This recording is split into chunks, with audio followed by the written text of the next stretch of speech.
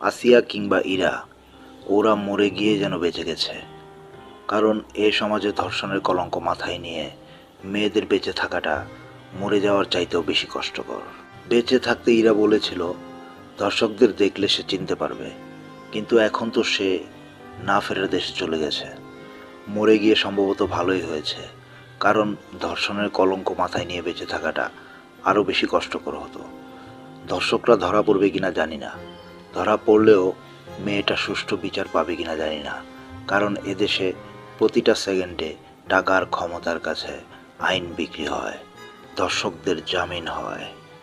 যে শাহবাগীরা জামায়াতের আমিরের টুইটার পোস্টের কারণে বিক্ষোভ করেছিল, ঝাড়ু মিছিল করেছিল, ওরা এখন আর কথা বলবে না, রাস্তায়ও নামবে না, কারণ মেয়েটা এলিট পরিবারের কেউ না, কোনো এমপি মন্ত্রীর মেয়েও না।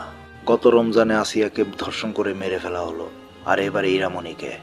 এভাবে সংখ্যাটা দিন দিন বাড়ছেই শুধু, অথচ ধর্ষকরা ঠিকই ঘুরে বেড়াচ্ছে আরামায়েশে। মেয়েটার তো এভাবে চলে যাওয়ার কথা ছিল না, খেলার পর বাড়ি ফেরার কথা ছিল, একসাথে ভাত খাওয়ার কথা ছিল, অথচ কত নিদারুণভাবে চলে গেল। বাঁচানোর অনেক চেষ্টাই করেছিল ডাক্তাররা, কিন্তু শেষ পর্যন্ত আর বাঁচাতে পারেনি ইরা মেয়েটাকে। পারবেই বা কী করে? এইটুকু শরীরে এত বেশি রক্তক্ষরণ আর তীব্র যন্ত্রণা সহ্য করতে পারেনি মেয়েটা। শেষ পর্যন্ত যন্ত্রণায় কাতরাতে কাতরাতেই ভোরে এই পৃথিবী ছেড়ে চলে গেল আমাদের ইরামণি। ধন্যবাদ সবাইকে।